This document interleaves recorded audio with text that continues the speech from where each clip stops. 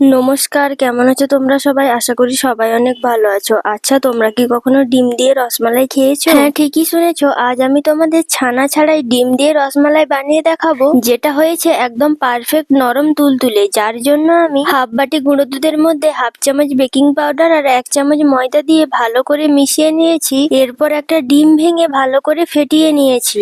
এরপর গুঁড়ো দুধের মধ্যে 1 চামচ ঘি দিয়ে হালকা হাতে একটু ময়াম দিয়ে ফেটিয়ে রাখা ডিমটা একটু একটু দিয়ে ভালোভাবে মেখে নিয়েছি। মাখানোর সময় হাতে লেগে যাবে, যার জন্য 10 মিনিট ঢাকা দিয়ে রেস্টে রেখেছি। 10 মিনিট পর হাতে একটু করে নিয়ে নিজের ইচ্ছা মতো শেপ দিয়ে নেব। আমি এখানে কিছু গোল আর কিছু লম্বা শেপ দিয়েছি। শেপ দেওয়ার সময় মনে রাখতে হবে মিষ্টিগুলোর গায়ে কোনো রকম ক্র্যাক যেন না থাকে। কোনো রকম ক্র্যাক থাকলে দুধে দেওয়ার পর মিষ্টিগুলো ফেটে যাবে। এবার 1.5 গ্লাস জলের মধ্যে 2 প্যাকেট দুধ দিয়ে 3টে এলাচ ফাটিয়ে দিয়েছি। তারপর হাফ বাটি চিনি আর একটু কেশর দিয়ে দুধটা ভালোভাবে ফুটে গেলে সব মিষ্টিগুলো এক এক করে দিয়ে দিয়েছি। এরপর ঢাকা দিয়ে লো টু মিডিয়াম ফ্লেমে 20 মিনিট ফুটিয়ে নেব। গরম অবস্থায় মিষ্টিগুলো খুবই নরম থাকে, তাই পুরোপুরি ঠান্ডা করে খেতে হবে। তাহলেই তৈরি হয়ে যাবে ভীষণই টেস্টি, একদম পারফেক্ট নরম তুলতুলে রসমালাই। টাটা।